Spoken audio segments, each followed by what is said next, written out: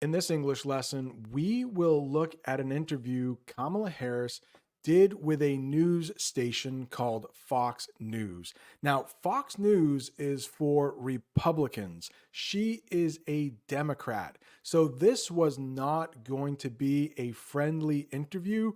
They were going to grill her.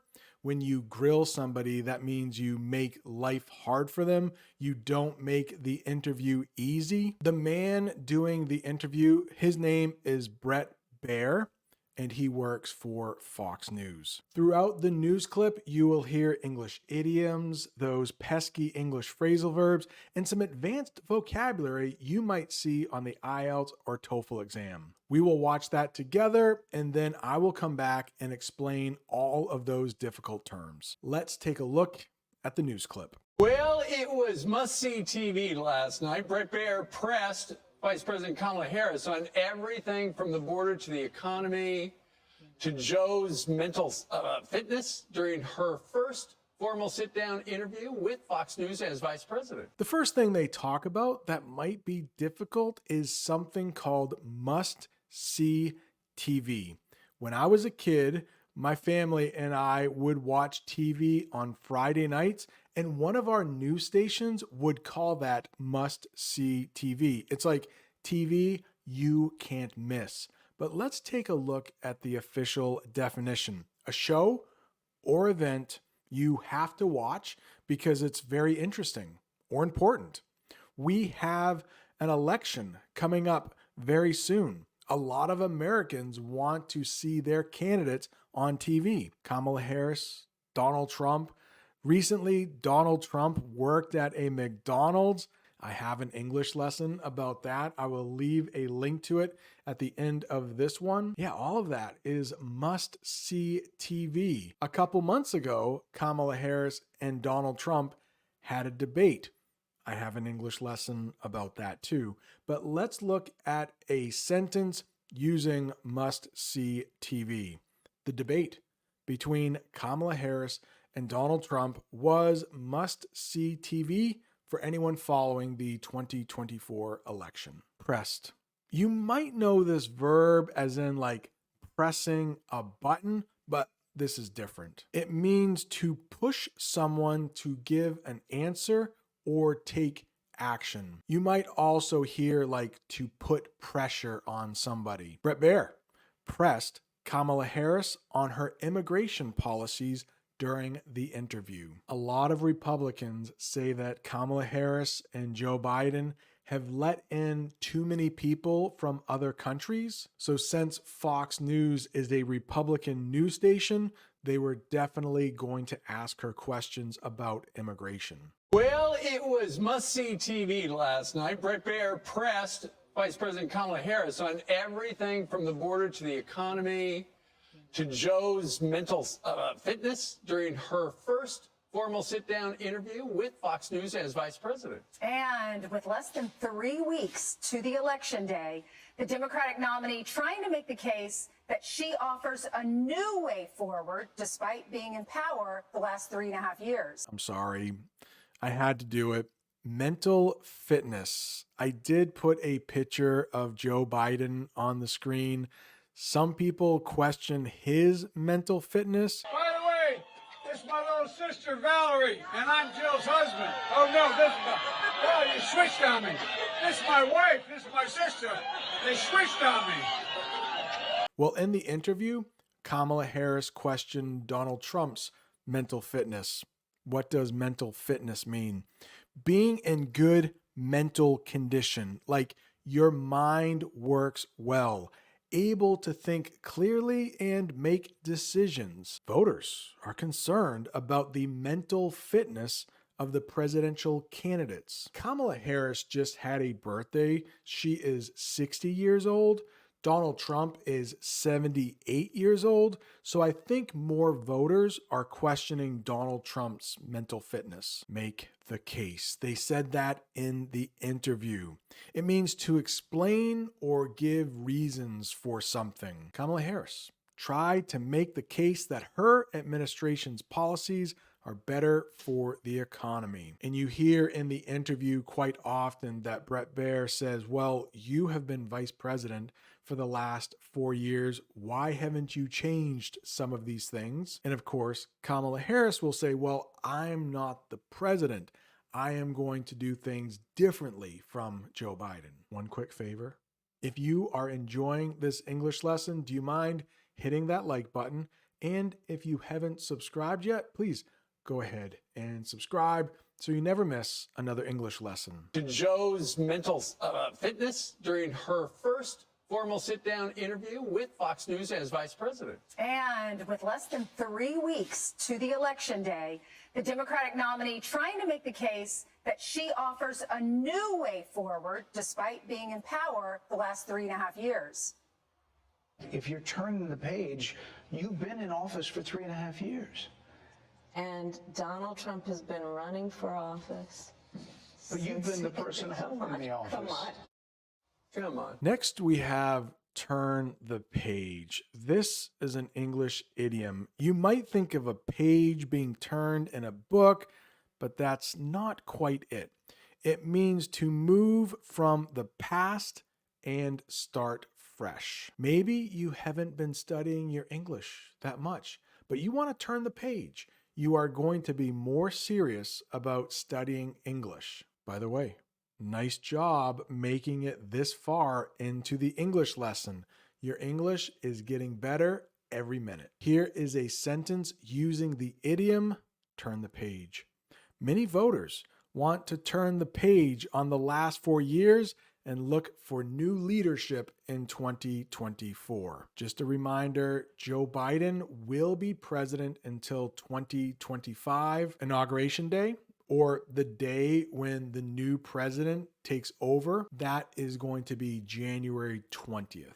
And with less than 3 weeks to the election day, the Democratic nominee trying to make the case that she offers a new way forward despite being in power the last 3.5 years. Despite. This is a tough word to know in English. Even though something happened or is true, I think with a sentence it might help. Despite the criticism, Kamala Harris remains confident in her campaign. Just because despite is such a hard term to know, I would like to use it in another sentence. I found time to study despite being really busy today. And take a look at that woman in the picture. She looks very tired, but despite being tired, she is still studying her English. Despite the rain, we still went out for a walk. Something bad is happening. It's trying to stop you from doing something, but you still do it. And with less than 3 weeks to the election day, the Democratic nominee trying to make the case that she offers a new way forward despite being in power the last 3.5 years. If you're turning the page, you've been in office for 3.5 years. And Donald Trump has been running for office. But you've been the person holding the office. Come on. So it was a tense interview at times as Harris tried to dodge some questions and point the blame toward Donald Trump. Dodge questions. Do you think Kamala Harris dodged the questions Bret Baier asked her? I don't know, but let's take a look at the definition of dodge questions. To avoid answering questions directly. Politicians are great at not exactly answering the questions they were asked. Some voters feel that both candidates dodge questions about important issues like healthcare. Point the blame. We are going to have a couple terms that use point.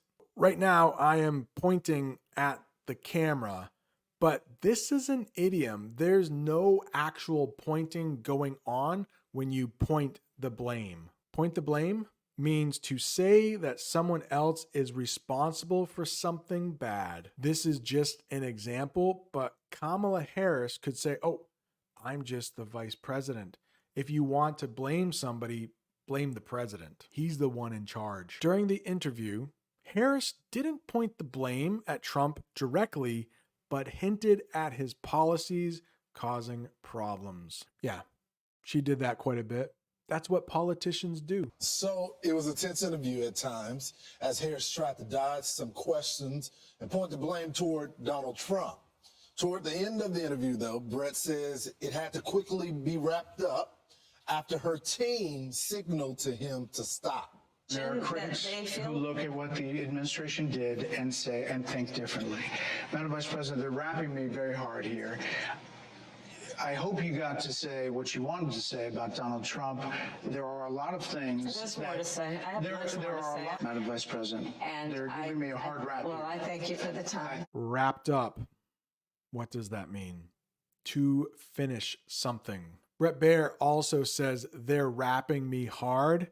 It's another way to say like they are making me finish this interview right now. There must have been some people just off camera who work for Kamala Harris saying, hey, we got to go. She has other things to do. She has other interviews to give, maybe. The interview wrapped up with Harris talking about her plans for the future. Madam Vice President, they're wrapping me very hard here. I hope you got to say what you wanted to say about Donald Trump. There are a lot of things. There's more to say. I have much more to say. Madam Vice President, And they're giving me a hard rap. Well, I thank you for the time. You're not Joe Biden, you're not Donald Trump, but nothing comes to mind that you would do differently? Comes to mind.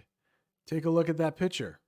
It definitely looks like that young man is thinking. I don't know about where you live, but in the United States, it's a pretty common way to show somebody has an idea in a picture. When voters think about healthcare, Kamala Harris often comes to mind for her stance on reproductive rights. I have done an English lesson before about how Donald Trump and Kamala Harris feel differently about abortion. You should definitely check that one out if you are interested. Another picture with a light bulb. This one is for fresh ideas. Fresh ideas? It means new and different thoughts or plans. Harris said her campaign brings fresh ideas to improve the economy. And like every new president that comes in to office, I will bring my life experiences, my professional experiences, and fresh and new ideas. I represent a new generation of leadership. Kamala Harris says she is part of a different generation. Like we talked about earlier, Kamala Harris is quite a bit younger than Donald Trump. She's like 18 years younger. A generation is a group of people born and living at the same time. If you look at that picture, you can see that there is a daughter, probably on top of her father's shoulders, and below that father is probably his father. In that picture, there are 3 different generations. Let's look at a sentence using generation. The younger generation is showing more interest in voting this election. A new way forward. And when we talk about forward here, we're talking about the future. Forward in time. A different and better plan for the future. Harris promised voters a new way forward with her policies on climate change. I don't know. What do you think? Is the earth getting warmer? Is the weather getting worse? Are the storms getting stronger? Well, first of all, turning the page from the last decade in which we have been burdened with the kind of rhetoric coming from Donald Trump that has been designed and implemented to divide our country. Burdened. Not an easy word to say, burdened. Feeling weighed down or troubled by something. Many Americans feel burdened by the high cost of living, and Harris addressed this during the interview. She said, I know Americans are struggling to pay for things.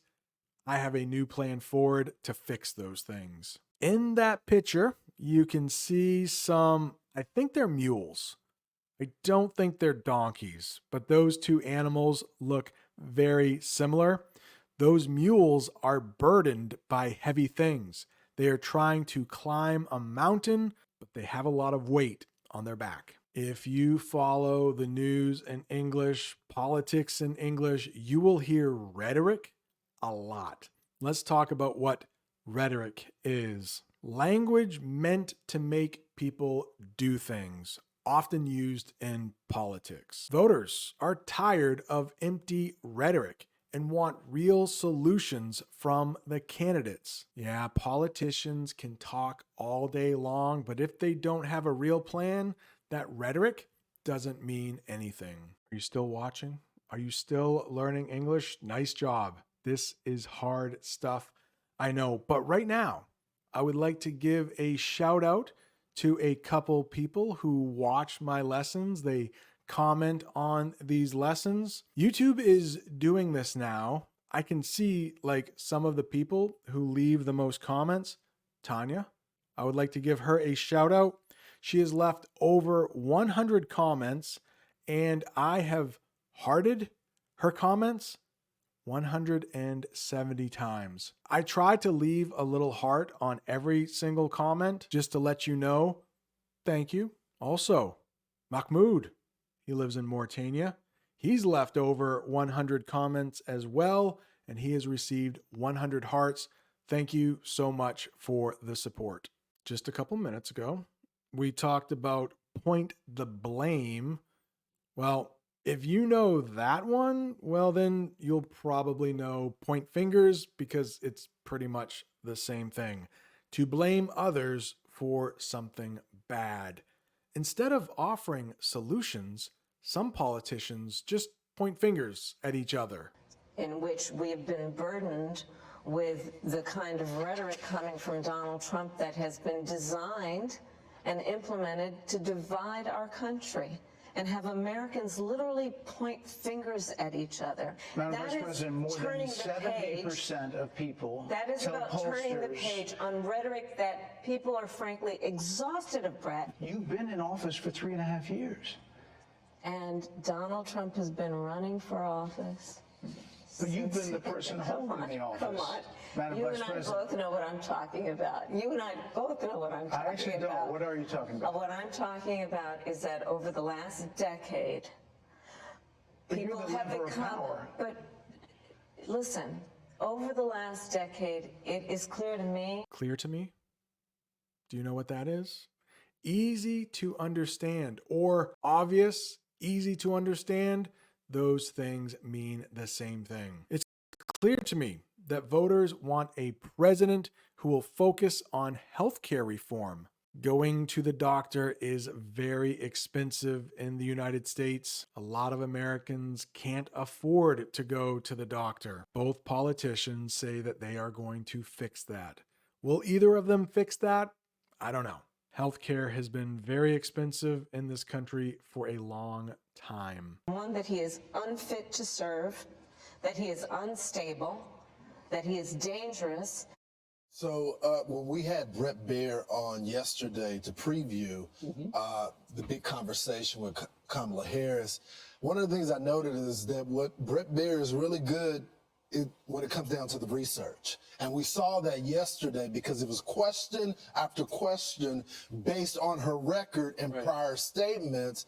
And I got to be honest, she didn't meet the moment in the sense of having a response to those questions. Unfit to serve.